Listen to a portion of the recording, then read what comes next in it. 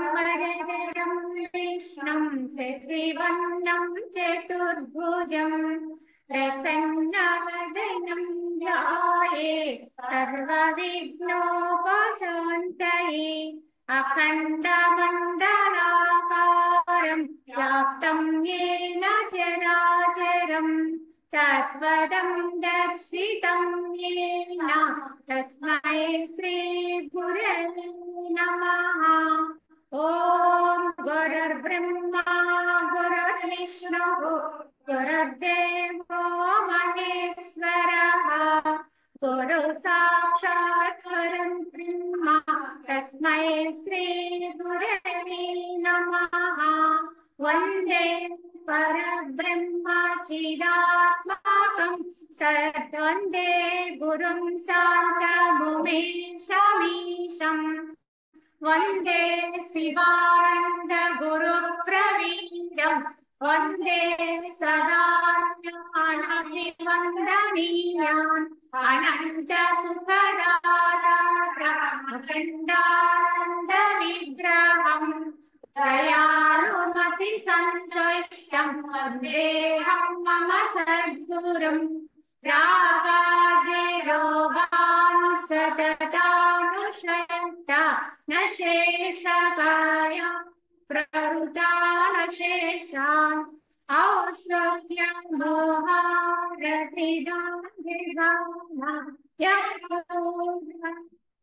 तस्मै नमोस्तु तस्मै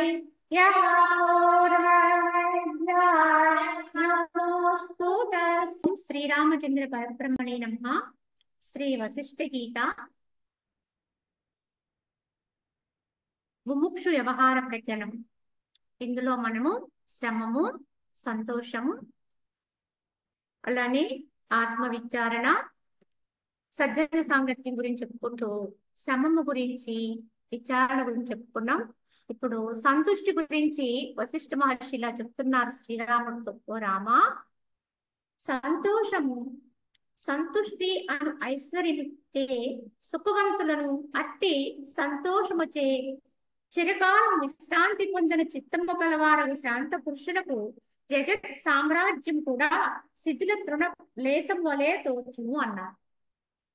అంటే ఈ సంతుష్టి నిజమైన ఐశ్వర్యం అండి. మానవుడికి ఎన్ని ఉన్నప్పటికీ కూడా తృప్తి అనేది లేకపోతే అతను నిర్భాగ్యుడే.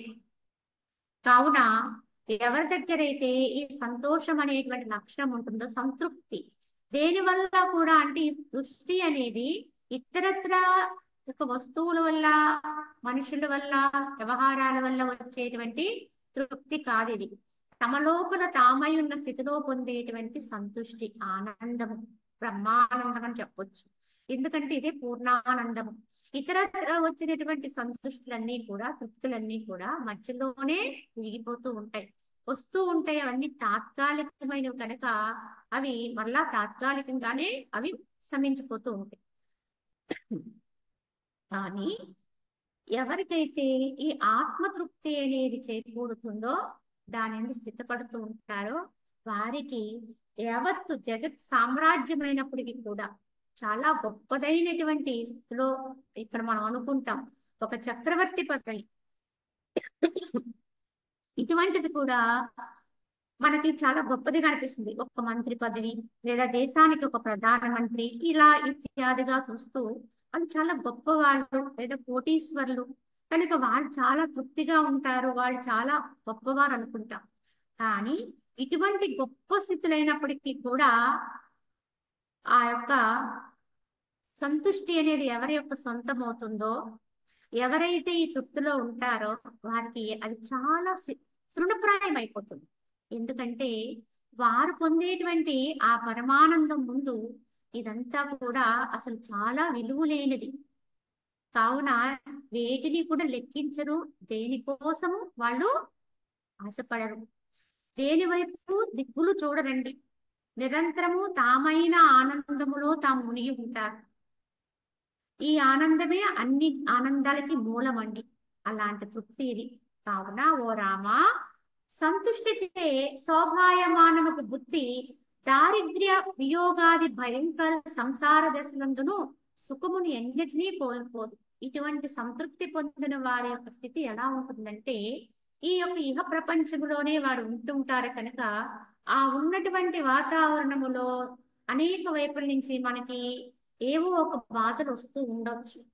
అలానే జ్ఞానికి కూడా, ఈ సంతృప్తి కలిగిన వారికి కూడా ఎన్నో దారిద్ర్యాది దుఃఖాలు కావచ్చు, లేదా తన వారు అనుకునే వారిని కోల్పోవడం ద్వారా వచ్చే దుఃఖాలు కావచ్చు, లేదా సంపదని కోల్పోవడం వల్ల వచ్చేటువంటి దుఃఖాలు కావచ్చు. ఇటువంటి దుఃఖాలు కూడా వారి చుట్టూ కూడా ఉంటాయి. కానీ అటువంటి దశలు వచ్చినప్పుడు కూడా వారు ఎన్నడూ కూడా ఈ సంతృష్టిని కోల్పోరండి, సుఖమునెన్నటికీ కోల్పోరు. తమ లోపల తాము ఆనందమయులై ఉంటారు, తాముగానే ఉంటారు. అవన్నీ వచ్చి పడుతూ ఉంటాయి మీదకి, కనుక వాటిని అనుభవిస్తున్నట్టుగా బయట వాళ్ళకి అనిపిస్తుంది. కానీ అంతరములో వాటి ప్రభావం మాత్రం వారి మీద ఏ కోసాన ఉండదు. వారు ఆనందమయులై ఉంటారు. సంతుష్టి అను అమృతము యొక్క పానముచే ఎవరైతే తృప్తిని పొందిరో అట్టి శాంత పురుషులకు అనంత భోగ సముదాయము విషము వలె ఎవరిలో అయితే నిండుకుని ఉంటుందని, ఆ అమృతం యొక్క పానము ఎవరైతే తృప్తిని పొందుతారో అట్టి శాంత పురుషులకు అనంత భోగ సముదాయం కూడా, ఎంతో గొప్పదైన భోగాలు కూడా ఏవైనప్పటికి కూడా విషము వలె భాషిస్తూ ఉంటాయి. ఎందుకంటే వాటిని అసలు వారు గమనించరు, తీసుకోరు.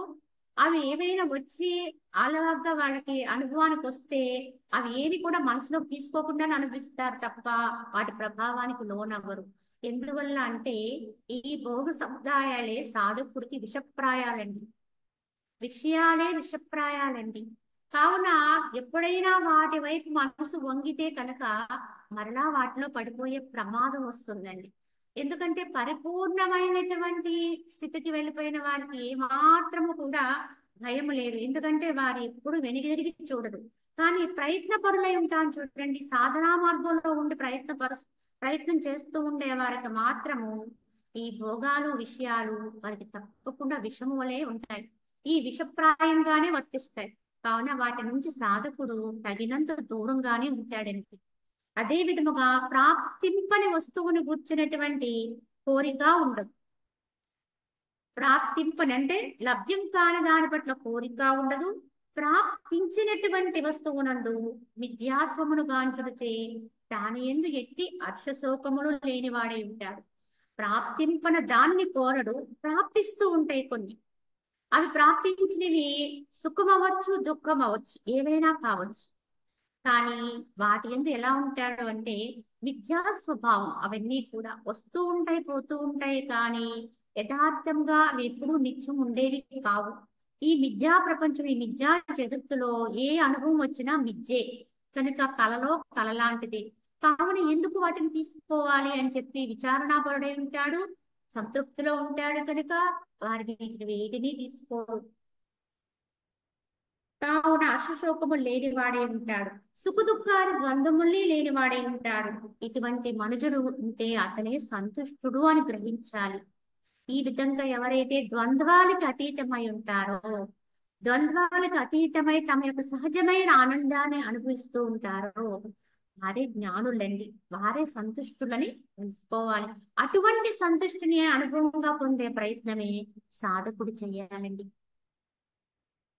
ఎంతవరకైతే మనస్సు ఆత్మయందు స్వయముగా సంతుష్టిని పొందకుండా ఉంటుందో అంతవరకు ఆ మనస్సు అనేటువంటి బిలము నుండి తీగవలే ఆపదలు ఉద్భవిస్తూనే ఉంటాయి.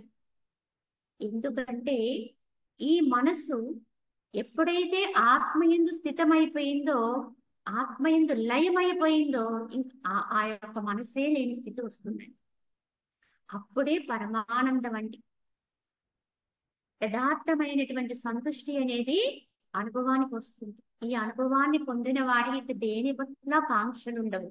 కానీ ఈ తృప్తి లభ్యము కాకపోతే మాత్రము ఈ మనస్సు అనేది వ్యవహారంలోనే ఉంటుంది కనుక ఈ మనస్సు అనే బిలము నుంచి తీగ వలె ఆపదలు ఉద్భవిస్తూనే ఉంటాయి. ఇంకా ఒకదాన్ని బట్టి ఒకటి, ఒకదాన్ని బట్టి ఒకటి అవి వెంటాడుతూనే ఉంటాయి. ఆపదలే కావచ్చు, ఇతరత్ర విషయాలే కావచ్చు, ఏవైనా సరే మనస్సు అనేది ఉంటే పుడుతూనే ఉంటాయి, వస్తూనే ఉంటాయండి. ఎప్పటి వరకు వస్తాయంటే ఎప్పుడైతే ఈ మనసు ఆత్మీయంగా స్థితపడిపోతుందో, లయమైపోతుందో, నిశ్చలమైపోతుందో అప్పుడు ఈ మనోలయ స్థితి సిద్ధించినప్పుడు మాత్రమే అన్ని కూడా హరింపబడతాయి. ఏమాత్రము ఇంక జగత్తులో ఏమీ మిగలవండి, ఏమీ వేటి యొక్క ప్రభావం వారి మీద ఉండదు. మలినమైన అద్దమునందు మన ముఖాన్ని మనము సరిగా చూసుకోలేం. ఎందుకంటే ప్రతిబింబం ఏది కూడా ఆ మలినమైన అద్దములో కనిపించదండి. అలాగే ఆశాపరవత్వము చే పరవసత్వము చేత వ్యాకులమైనదియు సంతుష్టి లేనిదియు అయినటువంటి చిత్తమునందు జ్ఞానం అనేది ప్రవేశింపబడదు. ఎక్కడైతే ఈ యొక్క ఆశల చేత అంటే కోరికలకి లోబడి ఉంటుందో, అటువంటి మనసు కలిగి ఉంటామో, వ్యాకులత్వంతో ఉంటుందో, సంతృప్తి అనేటువంటి లేనటువంటి తృప్తి లేకుండా ఉంటాడో, అటువంటి చిత్తంలో, అటువంటి మానసిక పరిస్థితుల్లో ఒకవేళ జ్ఞానం అనేది బోధ చేసినా ఏ విధంగానూ కడది లోపలికి ప్రవేశించదండి. అక్కడ అది ప్రకాశించదు ఆ జ్ఞాన స్థితి. అందుకే జ్ఞానాన్ని పొందాలన్నా మనకి అర్హత ఉండాలండి. ఆ అర్హతే కామన్లు తగ్గించుకోవడమే. మనసుకి వచ్చేటువంటి కోరికలు ఏవైతే ఉంటాయో, ఆశలు ఏవైతే ఉంటాయో అవి విజృంభిస్తూ ఉంటాయండి. దానికి వివేకం లేకపోతే అది అలాగా ఒకదాని నుంచి ఒకటి పొందుతూనే ఉంటుంది, కొత్త కొత్తవి కోరుతూనే ఉంటుంది. ఎప్పటికీ కూడా అది తృప్తి అనేది మాత్రం పొందదండి. ఎన్ని దానికి ఆజ్యం అంటే అగ్నికి ఆజ్యం పోసినా, ఎంత పోసినా అగ్ని చాలు అనదండి. ఎంతవరకు అయితే ఈ ప్రభావం ఇలా ఉంటుందో అంతవరకు ఆ కోరికలు తీర్చుకుంటున్నంత వరకు కూడా అది ఇంకా ఇంకా కావాలని అడుగుతుంది తప్ప చాలు అని మాత్రం చెప్పదండి. అగ్ని ఎలా అయితే ఆజ్యం అనేది పోస్తే ఎలా అయితే అది ఇంకా కావాలి అంటుంది తప్ప ఆరదు. అదే విధముగా మానవుడు కూడా భౌతికములో మనసుకు రేగేటువంటి అనేక ఆశలు పెంపొందించుకుంటూ, కోరికలు కోరుతూ, విషయాల వెంట పరిగెట్టిపోతూ ఇలాగ జీవనాన్ని సాగిస్తే దానికి అంతం ఉండదండి. అలా సాగుతూనే ఉంటాయి, అలా కోరికలు వస్తూనే ఉంటాయి, తీరుస్తూనే ఉంటాం. అది మళ్ళా కొత్త కొత్తగా కోరుతూ ఉంటది, కొత్త విషయాల వైపు వెళ్ళిపోతాం. ఇదే మాయా ప్రపంచం. ఇలా జన్మ పర్యంతము కూడా మనుషుడు పరిగెట్టినా దాని దాహానికి అంతం ఉండదండి, ఈ మానసిక దాహానికి. కానీ ఎవరైతే అన్ని బాగున్నప్పుడే చక్కగా మనస్సును నిగ్రహించుకోగలిగే శక్తి కలిగిన వారే తమ లోపలికి దాన్ని తీసుకొచ్చి ఇంద్రియాలని, మనస్సుని ఆత్మీయంగా స్థితము చేసుకుంటారో మనస్సుని, వారికి తృప్తి వస్తుందండి. ఈ ఆనందం అనేది వారి మీదే, వారి మీదే ఈ ప్రభావం కనపడుతుంది. కావున నిత్య ఆనందము, పరిపూర్ణమైన ఆనందం పొందడమే మానవ జన్మ యొక్క సార్థకత. ఇది ఇప్పటికీ జరగకపోతే జన్మ అంతమైపోయిన సంస్కార రూపంగా మనతోటే వస్తాయి. మళ్ళీ ఈ కోరికలే మళ్ళీ మరు జన్మల్లో కూడా పట్టి పీడిస్తాయి. కావున వీటిని వివేకవంతమైనటువంటి విధానంలో విచక్షణతోటి, విచారణా బలంతో ఈ మనసుని అదుపు చేసుకుని తమలో తామైన ఆత్మయందు స్థితం చేసుకోగలిగితే అప్పుడే మానవుడి యొక్క సొత్తు సంతృప్తి. ఇదే గొప్ప సంపద అవుతుందండి. ఎవరి మనసు శారీరక మానసిక పీడలేవియో లేక సంతృప్తి కలిగి ఉండనో అతడు దరిద్రుడైనప్పటికీ కూడా సామ్రాజ్య సుఖాన్ని అనుభవించేవాడి కిందే లెక్క. ఎందుకంటే వాడికి ఏ పీడలో లేవండి. వాడికి ఒకవేళ శారీరకంగా మానసికంగా ఏవైనా బయట నుంచి బాధలు వచ్చినా వాడు తీసుకోడు. కనుక వారికి శారీరక మానసిక పీడలు ఏమీ లేకుండా ఉంటాడు. వాడు పరమ దరిద్రుడై ఉండొచ్చు, వాడి దగ్గర ఏమీ లేకపోవచ్చు, కానీ వాడు సామ్రాజ్య సుఖాన్ని అనుభవించేవాడుగా గుర్తింపబడతాడు. అంటే ఆ సామ్రాజ్య సుఖం అనుభవించేవాడు కూడా ఉండదండి అంత ఆనందం, అంత ఆనందాన్ని పొందుతాడు. చెప్తారండి మనకి చరిత్రలో ఒక అలెగ్జాండర్ అనేటువంటి ఒక ఆయన ఈ ప్రపంచవ్యాప్తంగా దేశాలన్నింటినీ కొల్లగొడుతూ దండయాత్రలు చేసుకుంటూ అన్ని దేశాలకి కూడా అధినేతగా తన్నే ప్రకటించుకుంటూ ఆ క్రమంలో అంటే ప్రపంచ అధినేత కావాలని కాంక్షతో ఉన్నాడండి. ఎప్పటికీ ఇంకా అది తీరనిటువంటి కాంక్ష. అన్ని దేశాలను కొల్లగొట్టుకుంటూ వస్తున్నాడు. ఆ క్రమంలోనే మన భారతదేశానికి వచ్చాడు. అలా వచ్చి అతను మన దేశం మీద దండయాత్రకు వచ్చి అంతా కూడా సంచరిస్తూ ఉంటే అతన్ని చూసి భయపడి ఎవ్వరూ కూడా అతను వస్తున్నాడంటే బయట లేకుండా లోపలికి వెళ్ళిపోయేవారు. అంత భయపడేవారు. అయితే ఈ భయపడుతూ ఉంటే వాడు అనుకునేవాడంటే అతను, నేనంటే వీరందరికీ చాలా భక్తులు భక్తి కలిగి ఉన్నారు కనుకనే నన్ను గౌరవిస్తున్నారు అనుకునేది. అహంకారం ఇలా అనిపిస్తుందని. కానీ యథార్థానికి వాడెవడు దుష్టుడు, దుర్మార్గుడు చూస్తేనే భయపడతారండి. యథార్థంగా సజ్జనుడైతే అందరూ కూడా ఆహ్లాదవంతమైన స్థితిలోనే ఉంటాడు కనుక ఎవరు భయపడరు. మరి ఇదే చెప్పారండి భగవద్గీతలో మనకి శ్రీకృష్ణ భగవాన్ చెప్తూ కూడా భక్తుల లక్షణాల్లో యస్మాన్ని ద్విజితే లోకో లోకాన్నో ద్విజితే చేయక. అంటే ఎవరైతే ప్రపంచం చూసి వాడు భయపడకూడదు, వాడిని చూసి జనులు భయపడకూడదు, అప్పుడే వాడు సజ్జనుడు అనబడతాడు. ఆ విధంగా ఈ యొక్క అలెగ్జాండర్ని చూసి అందరూ భయపడుతున్నారు అంటే వాడు దుర్మార్గుడు. అలా అందరూ కూడా అతనికి భయపడుతూ ఉంటే మరి అప్పుడు ఏమైంది, ఒక రోజున అతను ఒక వీధి గుండా వెళ్ళిపోతున్నాడు. ఒక అయితే ఒక ప్రాంతంలో అలా నడుస్తూ సైన్య సమేతంగా వెళ్తూ ఉంటే ఆ వీధికి పక్కన ఒక పెద్ద చెట్టు ఉంటుంది. ఆ చెట్టు కింద ఒక ఆయన కూర్చుని ఉంటారండి. ఆయన ఒంటి మీద బట్టలు కూడా ఉండ కౌపీనంతో ఉంటారు. కానీ ముఖ వర్చస్సు చాలా ప్రకాశంగా ఉంటుంది. తదేకమైనటువంటి నిష్టలో అలా ఆసీనుడై ఉంటాడు. తను అనుకుంటాడు ఇదేడో బడుగు బీదవాడు బడుగుడు కనుక వీడు నేను వస్తున్నప్పుడు లేచి పరుగులు పెడతాడు వెళ్ళిపోతాడు అనుకుంటాడు. కానీ అతను మాత్రం అక్కడి నుంచి ఒక్క నిమిషం ఒక్క అంగుళం కూడా కదలలేదు, అలానే ఉన్నాడు. అప్పుడు అలెగ్జాండర్కి అహంకారం దెబ్బతింది. నేనంతటి వాడిని, ఇంత గొప్పవాడిని ఇలా వస్తుంటే వీడు కదలడు మెదడు లేచి నిలబడన్నా నిలబడలేదు అని చెప్పేసి తనకు అవమానంగా భావించి తన సైనికుల్ని పంపిస్తాడు అతను తీసుకురమ్మని. తన వద్దకు పిలుచుకురమ్మని పంపిస్తే అప్పుడు అతనేం చెప్తాడంటే, అలెగ్జాండర్ అనే ఎవరు, అతనికి నాకు అతనితో ఏమీ పని లేదు. మీ ఎవరికైనా నా యొక్క పని అతనికి ఉంటే కనుక అతన్ని ఇక్కడ రమ్మనండి, కనుక నాకు ఏ అవసరము లేదని చెప్తాడు. ఈ సమాధానం వెళ్ళి ఆ సైనికుడు వెళ్ళి అతనికి చెబితే అతని యొక్క అహంకారము దెబ్బతింది. తర్వాత అసలు ఇంత ధీమా ఏంటి అతనికి, అదేంటో చూద్దామని అతనే కథలొచ్చాడు. కథలొస్తే అప్పుడు కూడా ఆయన అలానే కూర్చున్నాడు.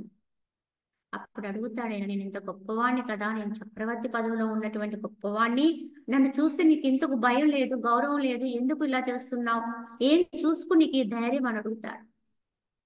అప్పుడు అతను అంటాడు, ఇందులో ధైర్యం ఉండటానికి ఉంది, నేనే నేనుగా ఉన్నాను, అదే నాకు పరమ ధైర్యం, నాకంటే గొప్పవాడు ఎవడున్నాడు అంటాడు.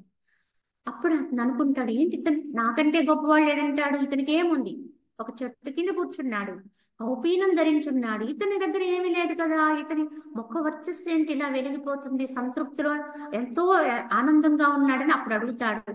ఏమయ్యా నీ దగ్గర ఏమీ లేదు కదా, ఏదో గొప్పవాడిని అంటున్నావు, మరి ఏమిటి నువ్వు ఇంత ఆనందంగా ఎందుకున్నావు, నేను ఇన్ని రాజ్యాలు ఇన్ని దేశాలు కొల్లగొట్టుకుని వచ్చాను, కానీ నాకు ఈ ఆనందం లేదే, ఇంకా నేను ఎన్నో చెయ్యాలి, ఎన్ని దేశాన్ని కొల్లగొట్టాలో, ఎప్పటికీ నేను చక్రవర్తిని అవుతానో కదా అని చెప్పి నాకు ఇంకా ఎక్కడో నాకు బాధగా ఉంది, దుఃఖంగా ఉంది అని చెప్తాడు. అప్పుడు ఆయన అంటాడు, అలా ఉండాలంటే నేను ఎలా చెబితే అలా నువ్వు చేస్తే నీకు ఆ తృప్తి ఆనందం వస్తుంది అని చెప్తారు. చెబితే సరే అని చెప్పేసి అతను, చెప్పండి ఈ రోజు నుంచి నేను మిమ్మల్ని గురువుగా స్వీకరిస్తున్నాను, మీరు ఎలా ఉంటామంటే అలా ఉంటానని చెప్తారు. అప్పటి నుంచి ఆయనకి సాధనా మార్గం బోధిస్తూ ఆయన కొంత జ్ఞాన ప్రబోధం చేస్తాడు. ఆ జ్ఞాన ప్రభావం వల్ల నెమ్మదిగా అతను కూడా కొంత విచక్షణ ఉంది అతనిలో కనుక నెమ్మదిగా అతను ఉన్నతుడవుతాడు. ఉన్నతుడయి అప్పుడు తెలుసుకుంటాడు తాను ఉన్నటువంటి స్థితి ఎంత అల్పమైనదో. తెలుసుకుని అప్పటి నుంచి ఆయన ఇంకా ఈ సామ్రాజ్య అధినేత అవ్వాలనే కాంక్షను విడిచిపెట్టి మన భారతదేశాన్ని నుంచి వెనుతిరిగాడు. వెనుతిరుగుతూ వెళ్ళిపోతూ ఆయన తన గురువుగా భావించి ఆయన తనతో తీసుకెళ్లి తద్వారా ఆయన తత్వవేత్త అయ్యాడని చెప్తారు. ఇలా ఉంటుందండి మహనీయుల యొక్క విధానం. కనుక ఏముంది ఏమి లేదు వారి దగ్గర అనే ప్రశ్న కాదండి. ఈ ఆత్మతృప్తి అనేది ఎవరికి సొంతం అవుతుందో వారి ఎప్పుడు పరమానందమైలే, ఎప్పుడు ఆనందంలోనే ఉంటారు, ఎప్పుడు సుఖంగానే ఉంటారు, హాయిగా ఉంటారండి. ఇది అందరి యొక్క సొత్తు అండి యథార్థంగా. కావున ప్రయత్నం చేస్తే అందరం దీన్ని అందుకోవచ్చును అని గ్రహించుకోవాలి. పరమ సంతుష్టిచే తృప్తుడును పూర్ణ చిత్తుడును క్షీర సముద్రం వలె శుద్ధమైనటువంటి అంతఃకరణం కలిగిన వాడైనటువంటి మహాత్ముని ముఖంపై లక్ష్మి విరాజిల్లుతూ ఉంటుంది అన్నాడు. లక్ష్మి అంటే మనం అనుకుంటాం ధనం అని అనుకుంటాం, సంపద అనుకుంటాం. కాదండి. వారి జీవనాన్ని హాయిగా ఆనందంగా బతకాలి అంటే ఏమేమి ఉండాలో అవి లక్ష్మి. వారి సంతోషంగా ఉండటానికి వారి ముఖం మీద ఆ లక్ష్మీకళ రావాలి అంటే వారి సంతోషమేనండి. వారి లోపల ఉన్న ఆ సంతోషమే ఆ ముఖం మీద ప్రతిబింబిస్తుంది. మన లోపల ఉన్న భావాల్ని మన ముఖం ఎలా అయితే వ్యక్తీకరిస్తుందో, అలాగే ఎవరిలో అయితే ఈ సంతృప్తి ఉంటుందో, దానితో నిండుకుని ఉంటారో చక్కగా వారి ముఖం మీద ఈ యొక్క ఐశ్వర్యం ఏదైతే ఉందో దాని తృప్తి అనేది ముఖం వర్చస్సులో కనపడుతూ ఉంటుందండి. అది లక్ష్మీ కళ అన్నారు. అంతేకాని కేవలము ధనం అనేటువంటిది ఒక్కటే ఇక్కడ సంపద కింద తీసుకోకూడదండి. అది లక్ష్మి అని తీసుకోకూడదు. కావున ఏ రకంగా చూసుకున్నప్పటికీ కూడా సంతృప్తి అనేది ఎవరిలో ఉంటుందో వాళ్ళే ఇప్పుడు హాయిగా ఆనందంగా సంతోషంగా ఉంటారు. స్వయముగా తన ఆత్మయందు పూర్ణత్వమును లెస్సగా ఆశ్రయించి పురుష ప్రయత్నముచే కృష్ణను సంపూర్ణముగా వర్జించవాలి. మరి అందరూ కూడా ఇదే పొందాలి అని చెబుతున్నారు. కానీ ఎలా దీన్ని అందుకోవాలంటే ఎవరైతే తమ యొక్క ఆత్మయందు స్వయముగా నిరంతరము అంటే ఇంకొకళ్ళు యొక్క ప్రోద్బలం ఉంటుంది, కానీ ప్రయత్నం మనదే కావాలండి. ఎవరైతే ఆత్మయందు స్థితపడుతూ ఉంటారో, ఆత్మని లెస్సగా ఆశ్రయించి ఉంటారో, ఇదే సంపూర్ణ శరణాగతి. తమ ఆత్మని తాము ఆశ్రయించుకుని ఉండడమే సర్వస్వ శరణాగతి. పురుష ప్రయత్నము చేయి తృష్ణని సంపూర్ణముగా వర్జించాలి. తృష్ణని వదిలేయాలి, ఆత్మని పట్టుకోవాలి. దేన్ని వదిలేయాలో దాన్ని పక్కకు నెట్టాలి, దేన్ని ఆశ్రయించాలో దాన్ని ఆశ్రయించుకుని ఉండాలి. ఆత్మని ఎల్లవేళలా ఆశ్రయించుకుని ఉండాలి. అదే ఆనంద స్థితి. సంతుష్టిచే పూర్ణమైనటువంటి మనస్సు గల వాని వద్దకు మహత్తర సంపదలన్నీ కూడా దాసులై రాజు యొద్దకు సేవకుల వలె వచ్చి చేరుతాయి. వారికి ఏదేది అవసరము, ఈ సంతుష్టి ఎవరి యొక్క సొంతమవుతుందో వారి చుట్టూ వారికి అవసరమైనవన్నీ కూడా వచ్చి చేరుతాయండి. ఇదే సంపద అండి. వారు భౌతికంగా కానీ ఇహపరంగా కానీ పరపరంగా కానీ వారు హాయిగా ఆనందంగా సంతోషంగా ఉండటానికి ఏమేమి అవసరమో అవన్నీ కూడా వారి చుట్టూ ఉంటాయండి. వారు ఉన్న చోటకి వచ్చి చేరతాయండి.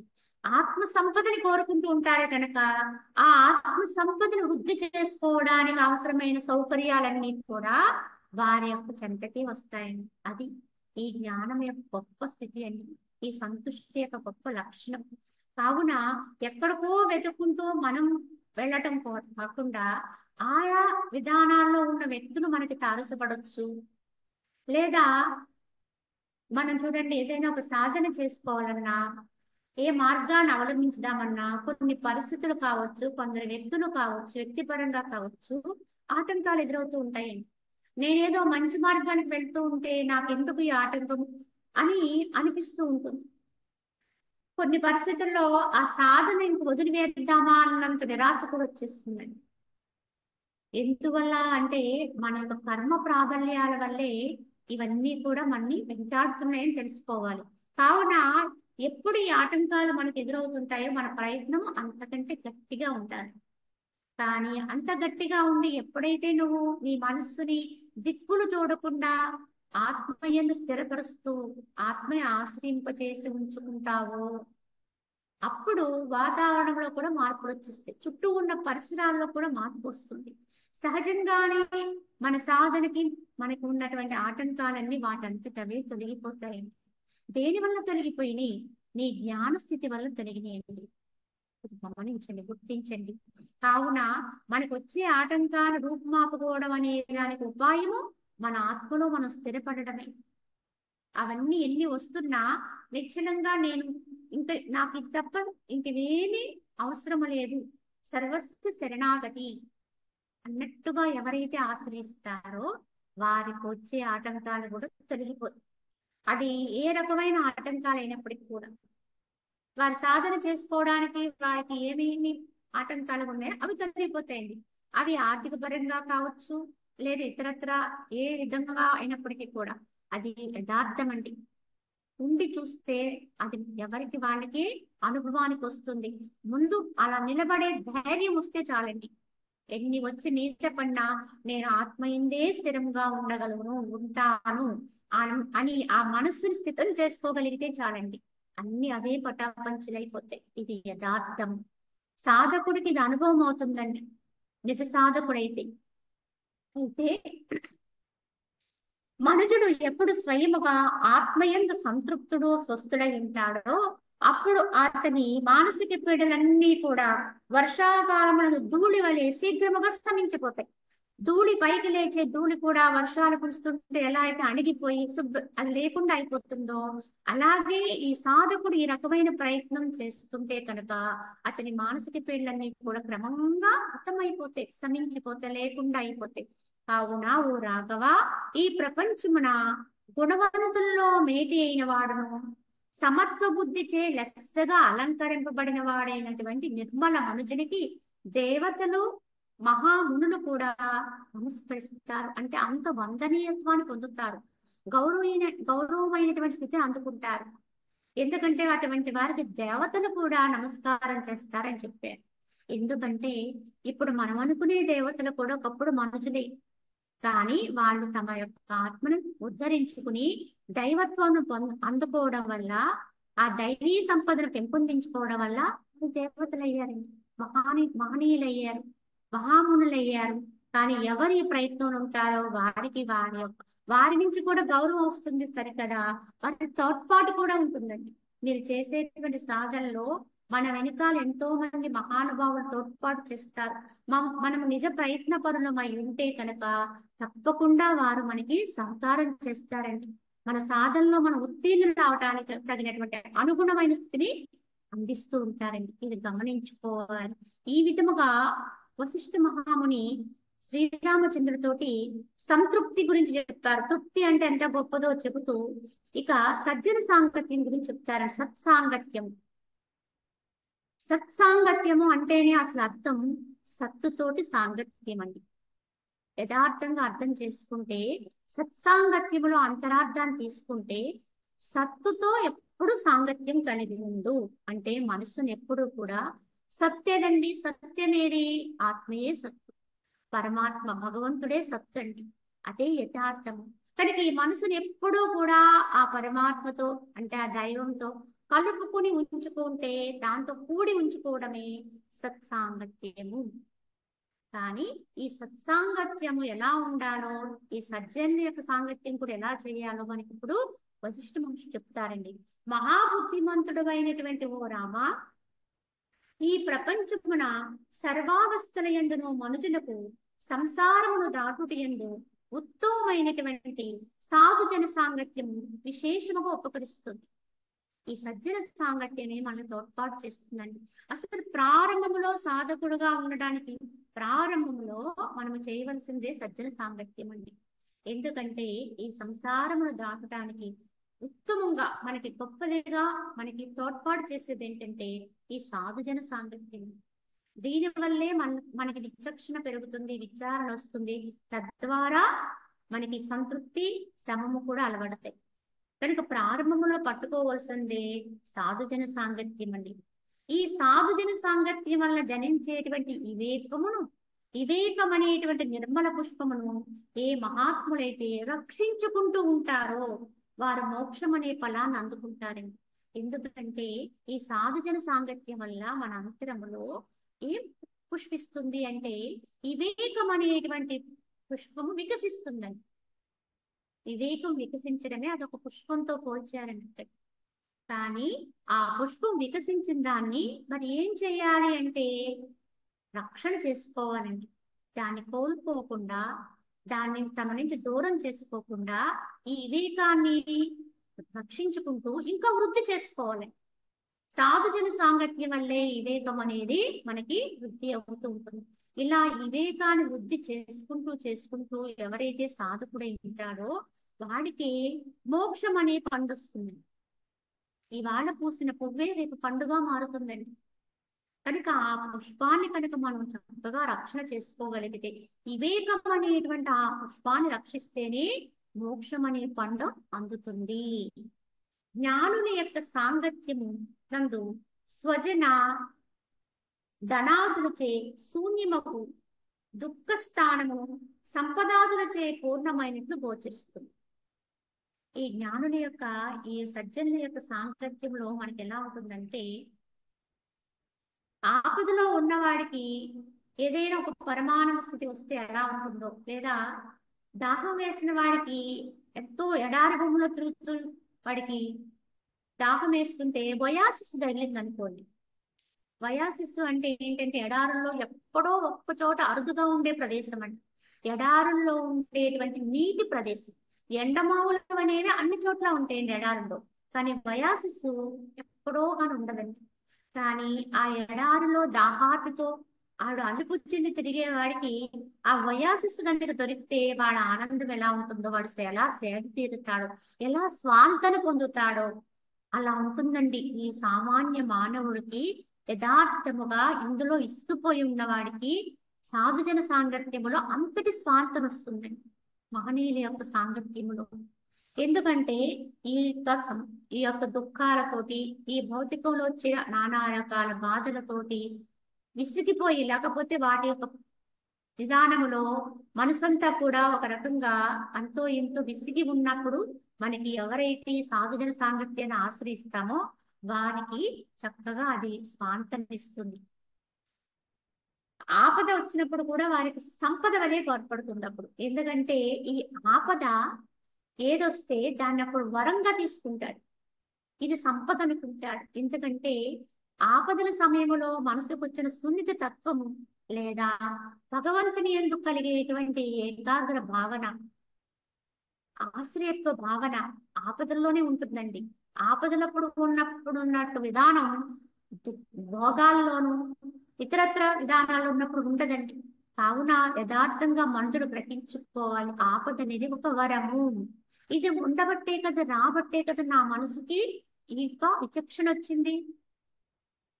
ఎందుకు నేను ఇందులోనే కొట్టుకోవాలి, ఇంతకంటే వేరే ఏదన్నా ఉందా అనేటువంటి అన్వేషణ వచ్చింది మనసుకి అనేది గ్రహించుకుని, కావున భగవంతుడు మనకి మన మీద అనుగ్రహ భావం ఉంటేనే మనకి ఆపదలు వస్తాయని గ్రహించుకోవాలి.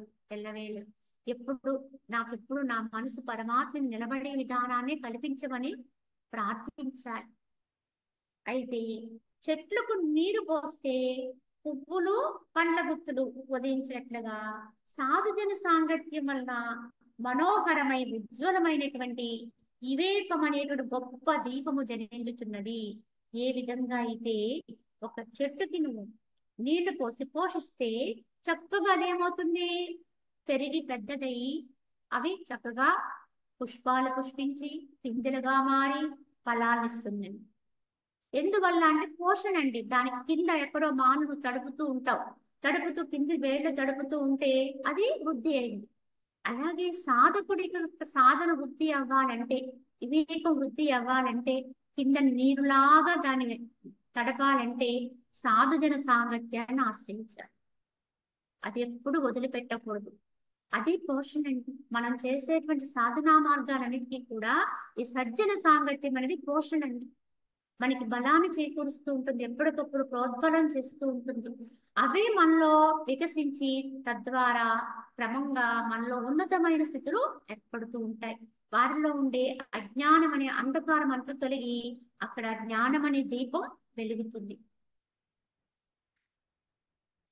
మహా కష్టమైన పరిస్థితులు పొందినప్పటికీ, పరాధీనత్వము చే హింసలైనప్పటికీ మనుషులు సాధుజన సాంగత్యాన్ని మాత్రం విడిచిపెట్టకూడదు ఒకంత కూడా. ఎందుకంటే సాధుజన సాంగత్యము మొదలుపెట్టి చేస్తూ ఉన్నప్పుడు కూడా మన కర్మానుగుణంగా కొన్ని పరిస్థితులు ఎదురవుతూ ఉంటాయి, కష్టాలు వస్తూ ఉంటాయి, విపత్కర పరిస్థితులు వస్తూ ఉంటాయి. అలానే ఎవరి ద్వారా అయినా సరే ఆటంకాలు వస్తూ ఉంటాయి. చివరికి సజ్జన సాంగత్యం చేయటానికి కూడా ఆటంకపరిచేవారు ఉంటారు. మనకి మన వాళ్ళు అనుకున్న వాళ్ళ నుంచి ఆటంకాలు కూడా రావచ్చు. అయినప్పటికీ కూడా ఎట్టి పరిస్థితుల్లో కూడా ఏదో విధంగా వారిని బ్రతిమలాడో లేకపోతే ఇంకో విధంగానో మనం మాత్రం కాపాడుకోవాల్సింది ఏంటి? సాధుజన సాంగత్యం, సజ్జన సాంగత్యం అనేది ఉంటే కనుక విడిచిపెట్టకూడదండి. లేకపోతే కూర తెచ్చుకోవాలి, మహనీయుల కోసం వెతుక్కోవాలి. అదే మన ముందుకు నడిపిస్తుంది. తాప మాలిన్యమును నశింప చేయనటువంటి సాధుజన సాంగత్యం అనే శీతల నిర్మల గంగా నది యందు ఎవడైతే స్నానము చేస్తాడో అట్టి వానికి దానముల చేత కాని, తీర్థాదుల చేత కాని, తపస్సుల చే కాని, యజ్ఞముల చే కాని ఏమి ప్రయోజనం? వీటన్నింటికంటే గొప్పది సాధుజన సాంగత్యం అన్నారు. ఈ దాన ధర్మాలు చేయటము, యజ్ఞయాగాదులు చేయటము, తపస్సులు చేయటము, ఉపవాసాలు చేయటము, వీటన్నింటికంటే కూడా సజ్జన సాంగత్యం గొప్పదండి, సాధుజన సాంగత్యం. ఎందుకు చెప్పారంటే ఇలా వీటన్నింటినీ చేస్తూ కూడా మనలో మార్పు రాకపోతే మనం ఎప్పటిలానే ఉంటే ఉపయోగం లేదండి.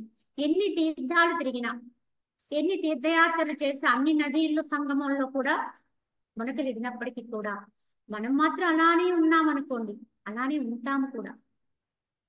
మార్పు అనేది లోపల రావాలండి, అంతరములో పుట్టాలి. కానీ ఇక్కడి దేహపరమైనటువంటి విధానములో మనం ఎన్నో చేస్తూ అంతరములో మార్పు రావాలంటే రాదండి. కనుక ఎక్కడ మనం మందు వేయాలో అక్కడే వేయాలి. చేస్తాం, ఎన్నో చేస్తుంటాం, కానీ ఎన్ని చేసినా మనం మాత్రం అంతరం ప్రభావం మాత్రం మారలేదనుకోండి, ఉపయోగం ఉందండి.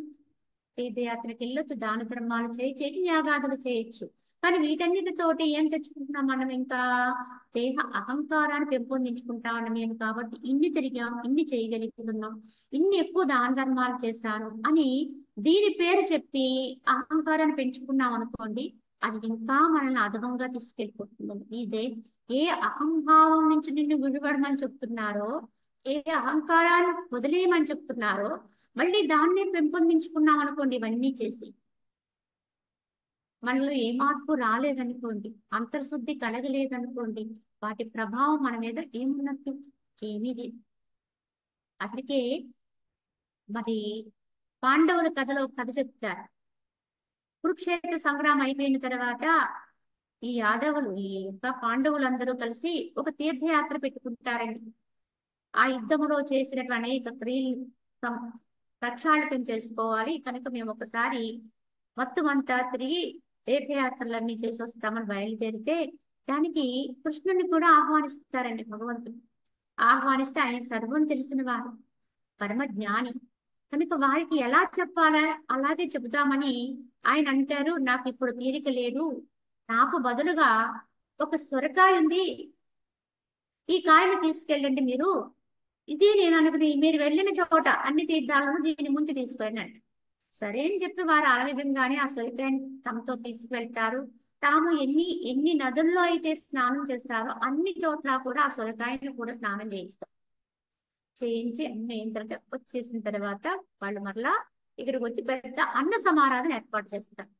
గొప్పగా ఏర్పాటు చేస్తాను. ఇక్కడ భగవంతుడు కృష్ణుని కూడా ఆహ్వానిస్తారు, ఆయన కూడా వస్తారు. అప్పుడు ఇంతకీ బావగారు ఈ సొరకాయని అన్ని తీర్థాలను ముందు తీసుకొచ్చాం, ఇప్పుడు ఏం చేయమని అడిగితే, సరే మీరు ఇక్కడ అన్న సమారాధనకి ఏర్పాట్లు చేస్తున్నారు కదా, అక్కడ మీరు తయారు చేసేటువంటి ఒక పదార్థం, ఒక ఒక కూరలో ఎందులో అయినా వాడండి అని చెప్తారు. అది సరే అని చెప్పి పాండవులు అదే విధంగా ఈ సొరకాయని ఒక దప్పలం లాంటి ఒక పులుసు కూరలో దీన్ని వాడతారు. వాడిన తర్వాత అన్న సమారాధన ప్రారంభమైపోతుంది. అందరికీ వడ్డన చేస్తారు. అందరూ కూడా హాయిగా భోజనాలు అన్ని కూడా ఆస్వాదిస్తూ తింటూ ఉండగా సగం భోజనాలు అయిన తర్వాత అప్పుడు వడ్డనకు వస్తుందండి సొరకాయ వేసి వండినటువంటి దప్పలం.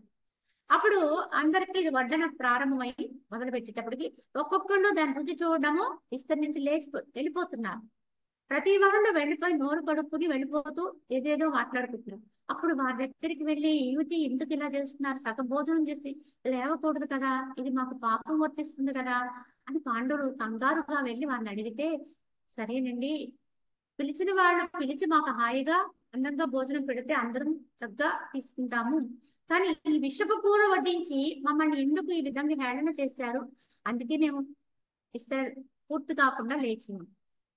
అప్పుడు వెంటనే వాళ్ళు తప్పు తెలుసుకుని వెంటనే అదేమిటి, ఎందుకు ఇది ఇలా విషమైపోయిందా అని ఆలోచనలో పడి కృష్ణుడి దగ్గర పరిగెట్టుకు వెళ్తారు. బావా, ఈ విధంగా జరిగింది, ఇప్పుడు ఏమిటి దీనికి మార్గము, ఎందుకు ఇంత అది కూర అలా అయిపోయింది అంటే, అదేమిటయ్యా, నేను మీకు సొరకాయ ఇచ్చాను కదా. అవును ఇచ్చారు. అన్ని నదుల్లో ముంచారా?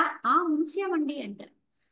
మరి ముంచి తీసుకొస్తే అది బాగుండాలి, నేను ఇచ్చింది విషపు సొరకాయ, అది విషపూర్వకంగానే ఉంది, చేదు చేదు సొరకాయ.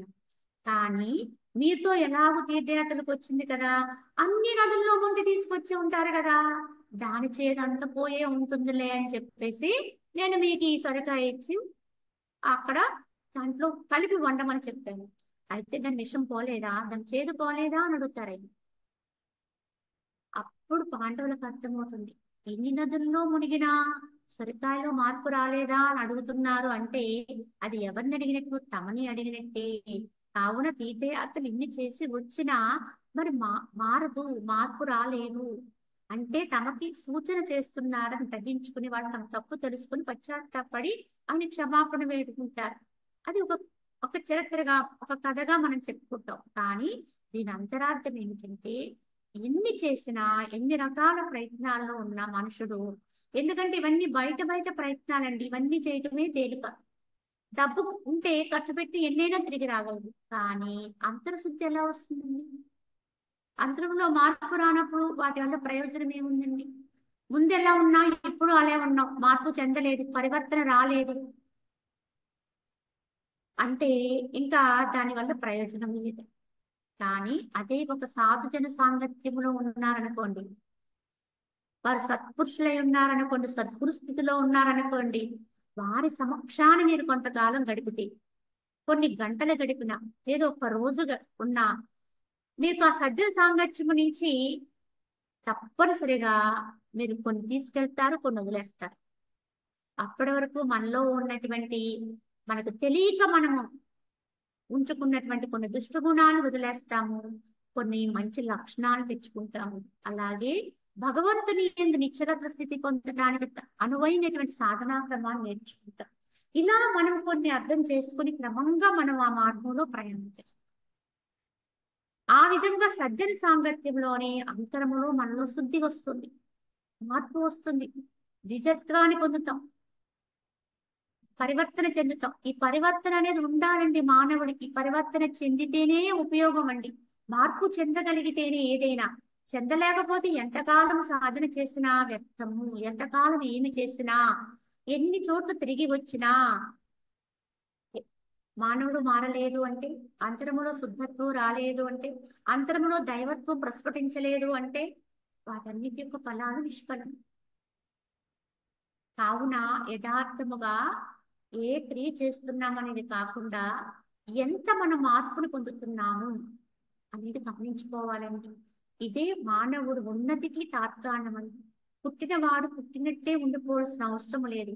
మనము ఏ కులంలో పుట్టాము, ఎలా పుట్టాము అనేది కాదండి ప్రశ్న. ఎంత పరివర్తన చెందాం, ఎంత మార్పు చెందాం, ఎంత వృద్ధి అయ్యాం, ఎంత నిర్మలత్వాన్ని పొందాం అనేదేనండి. బ్రాహ్మణత్వం అనేది భగవంతుడు అందరికీ ఇచ్చాడండి. నీ యొక్క పరివర్తన చెందిన తత్వంతో, నీ సత్ప్రవర్తనతో నువ్వు ఉన్నతమైనటువంటి స్థితిగా ఉండగలిగితే, బ్రహ్మమునందు స్థిరత్వాన్ని ఏర్పరచుకోగలిగితే నువ్వు బ్రాహ్మణుడివే అవుతావని చెప్తాడు. ఇది భగవద్గీత అంతరార్థమైంది. వృత్తి ధర్మాలుగా మాత్రమే విభజించారు తప్ప అవి యథార్థముగా అయితే బ్రహ్మమునందు స్థితి కలిగిన వాడే బ్రాహ్మణుడు అవుతాడు. అందుకే చూడండి, వాళ్ళని ద్విజులు అంటారు. బ్రాహ్మణ వంశములో పుట్టిన వారి గాయత్రి మంత్రోపదేశం చేస్తారు. ఆ మంత్రోపదేశంతో వాళ్ళలో పరివర్తన రావాలి, వస్తుంది. కనుక వారు నిరంతరం దాన్ని అభ్యాసం చేస్తూ ఉంటారు. క్రమంగా వాళ్ళకి ఆ బ్రహ్మతత్వంతో ఏకీభవించే స్థాయి ఏర్పడితే వాళ్ళు సద్బ్రాహ్మణులు అయిపోతారు.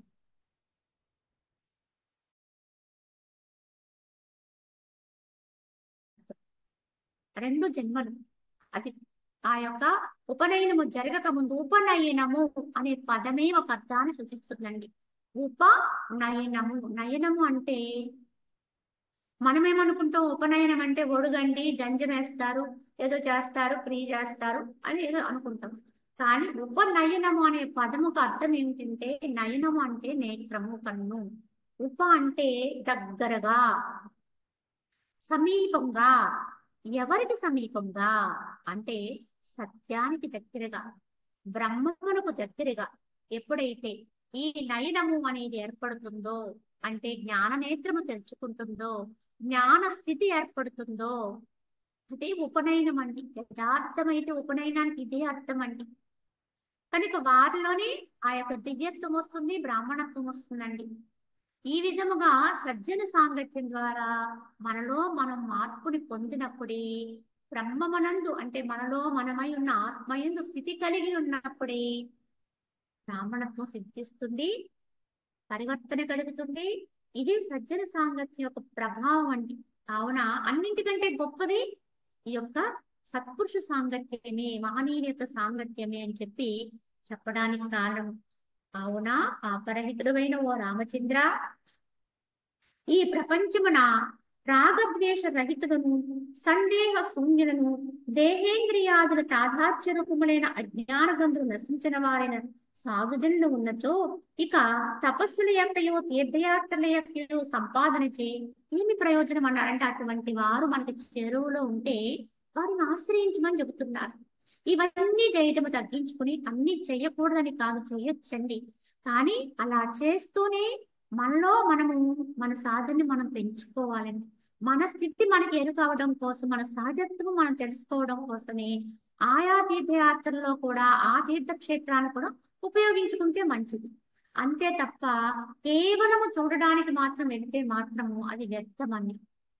కావున ఎవరైనా ఇటువంటి మహనీయులు మనకు చేరువలో ఉంటే, వాళ్ళలో రాగద్వేషాలు లేని వారి, సందేహ నివృత్తి అయిపోయిన వారి, దేహేంద్రియాలతో తాదాత్మ్యము లేని వారి మహనీయులు మనకు చెంతలో ఉంటే, ఇంకా మనం దేన్ని ఆశ్రయించవలసిన పని లేదండి, ఎక్కడికి పోవాల్సిన అవసరం లేదు.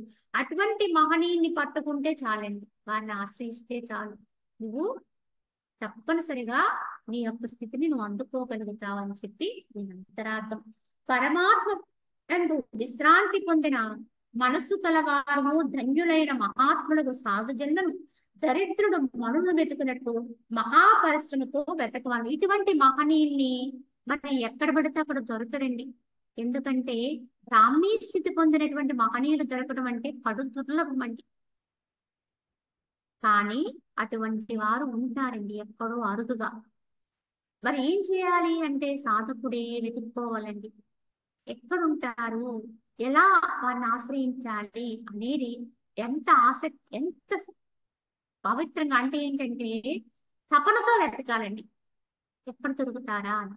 ఎలా అంటే దరిద్రుడు మణుల కోసం వెతికినంత, దరిద్రుడికి మణి దొరికితే చాలని ఎంతో గాబరాగా, ఎంతో ఇదిగా, మరి ఎంత శ్రద్ధగానో ఉంటాడండి ఆ వెతికే విధానంలో. అలా వెతకాలండి. జిజ్ఞాసువైనటువంటి వాడు ఒక సద్గురువు కోసం అంతగా ఎదుర్కోవాలి. జిజ్ఞాసత్వం ఉండాలండి. ముందు మనకి తెలియాలి సత్యం ఇది కాదు, ఇంకొక ఉంది, కానీ అదేంటో చెప్పేవాళ్ళు ఉండాలి. అది ఎక్కడ దొరుకుతుందో, ఎలా దొరుకుతుందో, ఎవరి ద్వారా దొరుకుతుందో తెలుసుకోగలిగే వాళ్ళు ఉండాలి. కనుక అటువంటి వారి ఉంటే ఆ వారి కోసం వెతుక్కునైనా సరే మనం వెళ్ళి వాళ్ళ సాంగత్యం చెయ్యాలండి. అజ్ఞాన గ్రంథులు విచ్ఛిన్నమైన వారు, ఆత్మస్వరూపముని ఎరింగిన వారు, సరువులచే మాననీయులు అయిన సాధు మహాత్ముల్ని దానమానాది సమస్త ఉపాయముల చేతను సేవించాలి. ఒకవేళ అటువంటి వారు నిజంగా మనకు ప్రాప్తమైతే సర్వస్వం అర్పించాలండి. కనుక మన దగ్గర ఉన్నటువంటి ఏవైనా ఉంటే అవన్నీ కూడా యథార్థముగా ఆయనకి వశం చేయాలంటే వారు ఏమీ కోరరండి. కానీ మన యొక్క అహంకార శూన్యత్వం కోసమే ఒక్కొక్కసారి పరీక్షలు పెడుతుంటారు. అవి గ్రహించుకుని అక్కడ ఏమీ కూడా క్రోధావేశాలకు లోనవ్వకుండా సాధు మహాత్ముల సాంగత్యంలో, ఎందుకంటే ఇదే నిధి, పెన్నిది, కనుక ఇంతకంటే ఏం కావాలన్నట్టుగా వారిని ఆశ్రయించాలండి. ఎందుకంటే ఈ సంసార సాగరాన్ని దాటడానికి వారే ఉపాయములవుతారు. నరకం అనేటువంటి అగ్నిని చల్లార్చట్లో అటువంటి మహనీయులు మేఘం వంటి వారు. అగ్నిని చల్లార్చాలంటే మేఘం వర్షిస్తే అగ్ని చల్లారిపోతుంది. అలాగే నరకాగ్ని చల్లార్చాలంటే, మనకు సంప్రాప్తం కాబోయే నరకము నుంచి మనం తప్పించాలంటే సాధు మహాత్ముల వల్లే అవుతుందండి. కనుక వారి సాంగత్యం చెయ్యాలి. దారి విషయములతో కూడిన భ్రమయనే రోగము సాధుజన సాంగత్యం అనే ఔషధము చే సంపూర్ణముగా నశించిపోతుంది. ఏదైనా మనకి ఒక రోగము అనారోగ్యం అయితే అది గమనించితే దానికి తగిన మందు వేసుకుంటాం, ఔషధ సేవనం చేస్తాం, అప్పుడు వెంటనే అది నివృత్తి అవుతుంది. అలా అని మనలో కూడా ఎన్నో రోగాలు ఉన్నాయండి. భవరోగ పీడితులమండి మనం.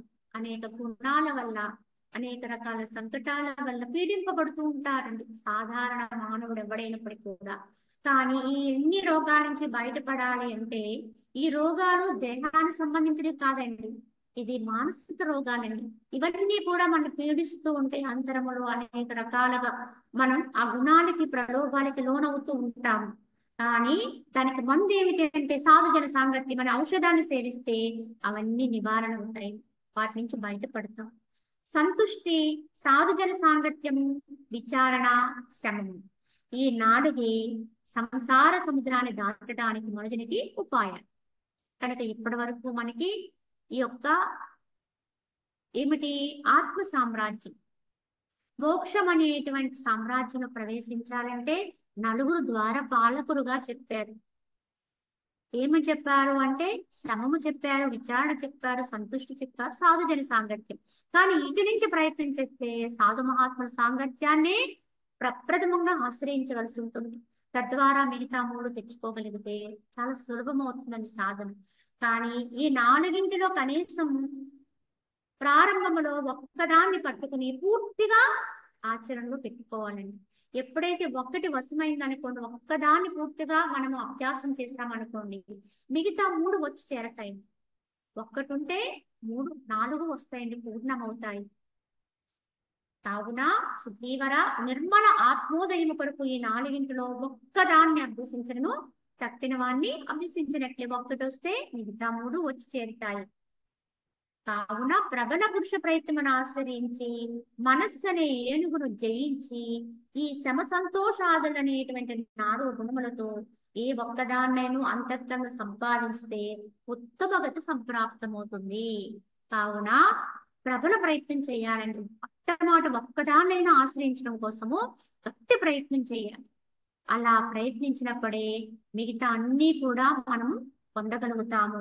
దానివల్లే అంతఃకరణములో ఉత్తమ గతి, ఎందుకంటే అటువంటివి సంపాదిస్తేనే మనకి ఉత్తమ గతి అనేది కలుగుతుంది. కావున గొప్ప బాహువులు కలిగిన ఓ రామచంద్ర, ఎంతవరకు నీ మనస్సు ఆ శమ సంతోషాది గుణములు సంపాదించకుండా ఉంటుందో అంతవరకు కూడా మనం ప్రయత్నిస్తూనే ఉండాలి. ఎంత గట్టిగా అంటే పండ్లతో కొరికి అయినా సంపాదించాలన్నారు. ఎందుకు అంటే ఏదైనా ఒక బలమైన క్రియ ఆచరించవలసి వచ్చినప్పుడు ఎలా అయితే మానవుడు తన బలాన్ని ప్రయోగించడానికి నిదర్శనంగా పళ్ళు కొరికి మరి దాన్ని ప్రయత్నిస్తాడు, అదే విధానములో ఈ ఆత్మ సంప్రాప్త విధానములో మనస్సుని తమ యొక్క వశం చేసుకునే విధానములో మనము సంపాదించవలసినటువంటి సాధుజన సాంగత్యము ఇత్యాది లక్షణాలన్నీ కూడా గట్టి ప్రయత్నంతో, అంత గట్టి ప్రయత్నం చేయమని చెప్పడం కోసమే ఈ ఉపమానాన్ని ఇక్కడ చెప్పారండి. ఈ విధముగా మనము ఈ విధంగా మనమే వృద్ధి చెందుతూ ఉండాలి.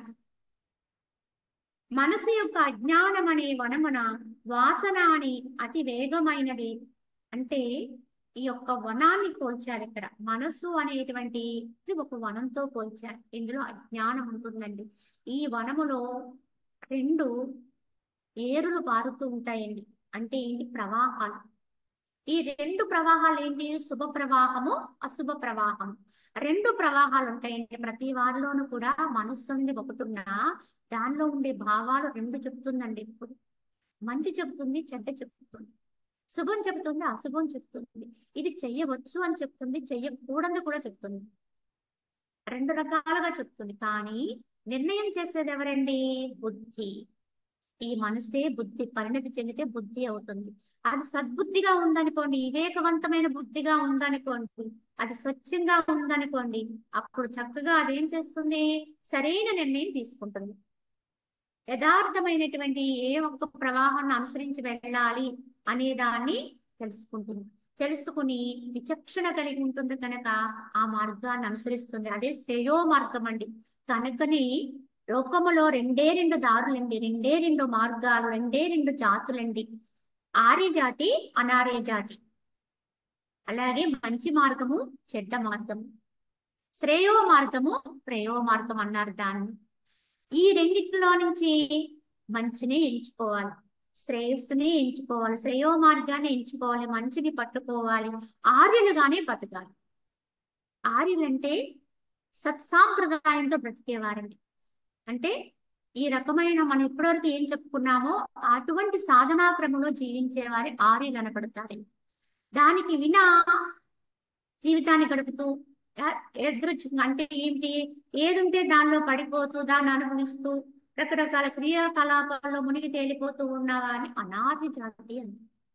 కావున ఎవరైతే తమ వివేకాన్ని మేలుకుంటారో, మేలు కొలుపుకుంటారో, దానికి తగినటువంటి విధానాన్ని అంతటినీ కూడా సంపాదన చేసుకుంటారు, ప్రయత్నపరులై ఉంటారో వారే ఉత్తములు అవుతారని, ఉత్తమ గతిని పొందుతారు, శ్రేయో మార్గాన్ని అందుకుంటారు అని చెప్పి శ్రీరామచంద్రుడికి తెలియజేస్తూ, ఎప్పటికైనప్పటికీ కూడా నీవు ఎటువంటి నిర్ణయం తీసుకుంటావో తీసుకో, కానీ శ్రేయో మార్గాన్ని ఎంచుకో, శుభ మార్గాన్ని ఎంచుకో అని శ్రీరామచంద్రుడితో చెబుతూ ఈ యొక్క విధానంలో మనకి ఇప్పటి వరకు సాధుజన సాంగత్యం గురించి చెప్పినటువంటి వశిష్ఠ భగవానుడు శ్రీరామచంద్రుల వారిని హెచ్చరిస్తున్నారు. ఎందుకంటే నీకేది ఇష్టమో అట్లా చెయ్యి అని చెబుతూనే శ్రేయో మార్గాన్ని ఎంచుకో రామా అన్నారు. దీన్ని బట్టి మనందరం కూడా గమనించుకుని ఎట్టి పరిస్థితుల్లో కూడా మనం అందరము ఎలా ఉండాలి, ముఖ్యంగా సాధకుడైనటువంటి వాడు శ్రేయో మార్గం అంటే ఏమిటో తెలుసుకొని మన మనసుని ఆ మార్గంలోనే నడిపించుకోవాలి. ఉన్నతమైన మార్గంలో దానికి ఏమేమి అవసరమో సంపాదన చేసుకోవాలి. అవే మనకి ఇప్పుడు చెప్పిన లక్షణాలు. సాధుజన సాంగత్యం ప్రథమంగా పట్టుకుని తద్వారా విచక్షణ విచారణా బలాన్ని పెంపొందించుకుని సంతుష్టిని ఆశ్రయిస్తే శమము అనేది సిద్ధిస్తుంది. తద్వారా వారికి ముక్తి కలగటం అనేది తథ్యము అని భగవాన్ వశిష్ఠుల వారు ఇక్కడ అందరికీ హెచ్చరిస్తున్నారు. ఈ రోజుకి కార్యక్రమం ముగించుకుందామండి. వచ్చేది రేపటి భాగంలో చెప్పుకుందాం. హరి ఓం తత్సత్.